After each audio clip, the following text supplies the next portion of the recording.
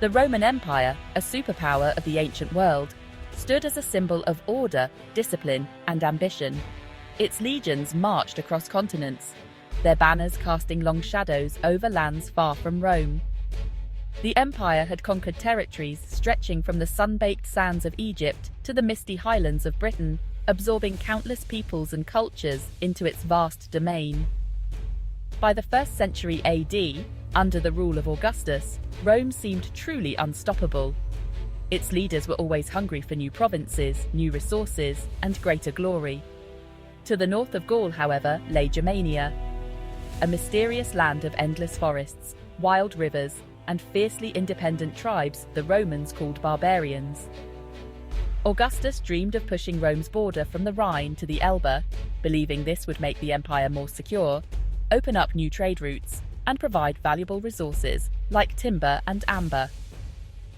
Rome began the process of turning Germania into a province, building forts deep in the woods, carving roads through the wilderness, and collecting taxes from the local tribes. The Romans saw themselves as bringers of civilization, law, and order. But they underestimated the Germanic love of freedom and their fierce resistance to foreign rule. To complete the conquest, Augustus sent Publius Quinctilius Varus, a seasoned administrator and general, to impose Roman authority and finalize the transformation of Germania. Varus enforced Roman law and taxes, treating the Germanic tribes as mere subjects rather than equals, ignoring their customs and traditions. This arrogance and disregard for local ways bred deep resentment and anger among the Germanic people, who felt their freedom slipping away. In the shadowy depths of the forests, far from Roman eyes, rebellion was quietly brewing, setting the stage for a dramatic clash that would change history. Varus, a Roman aristocrat of high status, was appointed to govern the vast and wild lands of Germania. He ruled with a heavy hand, imposing strict Roman laws that were unfamiliar and often harsh to the local tribes. Determined to bring order, he demanded taxes and obedience, expecting the Germanic people to accept Roman ways without question. Yet, Varus failed to understand the unique customs, beliefs, and independent spirit of the people he governed.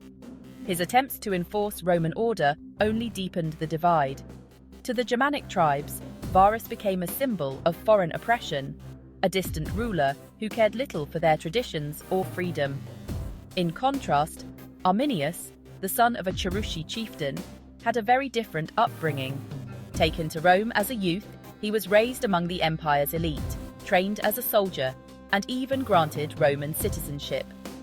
To the Romans, Arminius was the perfect ally, loyal, capable, and seemingly devoted to Rome's cause. But to his own people, Arminius was much more. A bridge between two worlds, someone who understood both Roman power and Germanic pride. Varus trusted Arminius completely, seeing him not just as an advisor, but as a loyal friend who could help keep the peace in Germania. Yet, beneath the surface, Arminius was torn. He secretly longed for his people's freedom and resented the Roman yoke. Using his trusted position, Arminius began to unite the scattered tribes, cleverly exploiting Roman weaknesses and sowing seeds of rebellion. Traveling tirelessly between chieftains, he spoke passionately, convincing them that Rome saw them only as subjects and slaves, not as equals. One by one, the tribes joined his secret alliance, united by a shared hope for freedom and a common enemy. Meanwhile, Varus, blind to the growing danger, remained confident in his control, unaware that he was about to walk straight into Arminius's carefully laid trap. The stage was set for one of history's greatest betrayals, a clash that would change the fate of an empire. Arminius's plan relied on deception and his knowledge of Roman tactics.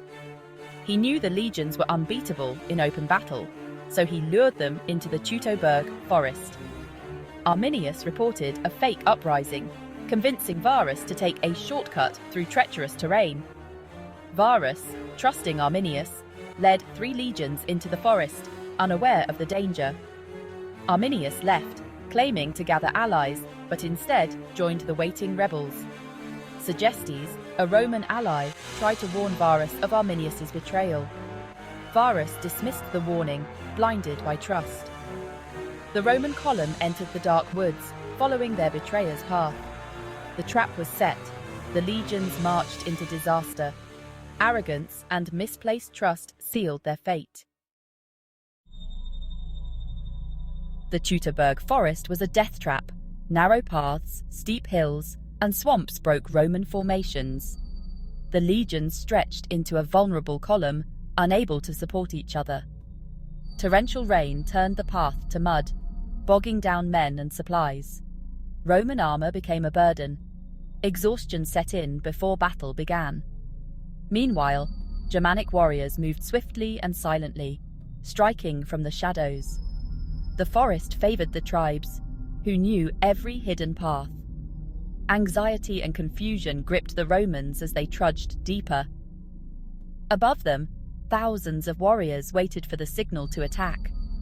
The forest itself seemed to conspire against Rome. The ambush began with a sudden deafening storm of javelins and blood-curdling war cries erupting from the shadows. Hidden Germanic warriors, perfectly camouflaged among the trees, unleashed chaos on the unsuspecting Romans. The Romans, caught completely off guard, found themselves trapped. The narrow, muddy path hemmed them in, making it impossible to form their famous defensive lines or use their disciplined tactics. For 3 relentless days, Arminius's forces struck with terrifying precision. They would attack in sudden waves, then vanish like ghosts into the dense woods, leaving the Romans confused and terrified after each strike. The Romans desperately tried to regroup, but the constant attacks, exhaustion, and the unfamiliar, treacherous terrain shattered their discipline and morale. Varus, the Roman commander, was wounded in the chaos. His officers fell one by one as they tried in vain to rally the panicked troops and restore order. The once mighty Roman column splintered into desperate, isolated groups, each surrounded by the endless, hostile forest and the ever-present threat of ambush. Supplies and equipment were abandoned in the mud. The battle devolved into brutal, close-quarters slaughter, with desperate Romans fighting for their lives against relentless Germanic warriors. On the third and final day, the last surviving Romans made a hopeless stand in a forest clearing, surrounded and outnumbered, fighting to the bitter end. Facing certain defeat and unwilling to be captured, Varus and his remaining officers chose suicide, a final act of defiance in the face of overwhelming disaster. The 3 Roman legions were utterly annihilated. Over 20,000 soldiers lay dead in the forest, their bodies scattered among the trees. The sacred legionary eagles, symbols of Roman pride and power, were seized by the Germanic tribes, a devastating blow to Roman honor.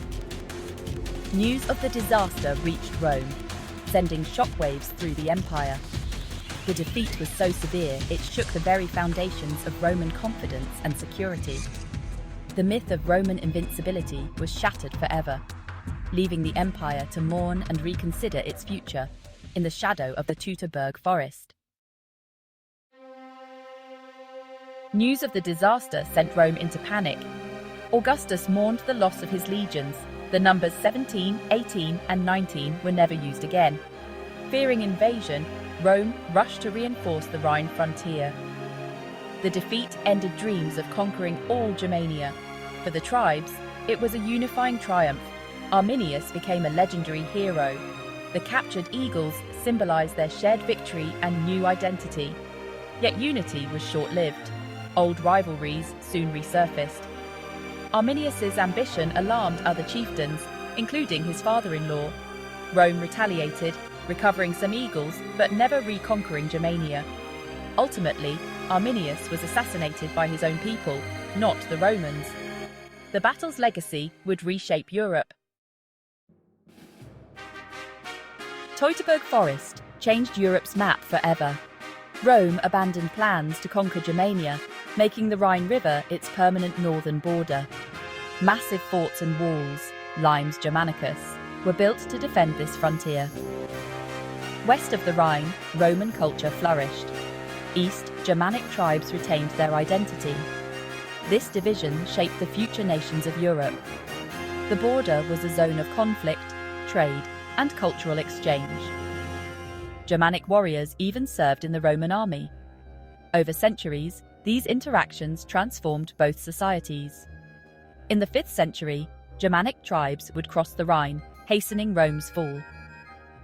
The line drawn after Teutoburg could not hold forever. The battle's consequences echoed for centuries. Teutoburg Forest became a symbol of both Roman defeat and Germanic victory. For Rome, it was a lesson in the limits of power. For the tribes, a myth of freedom. In the 19th century, Arminius, renamed Hermann, became a German national hero. The Hermannsdenkmal monument was built, turning the battle into a symbol of unity and resistance. The story shaped German identity and pride. Today, historians see Arminius as a tribal leader, not a German nationalist. Still, the battle's impact is undeniable. It halted Rome's expansion and preserved Germanic culture. Teutoburg Forest remains a dramatic tale of betrayal, strategy, and the fight for freedom. Its legacy changed the course of European history.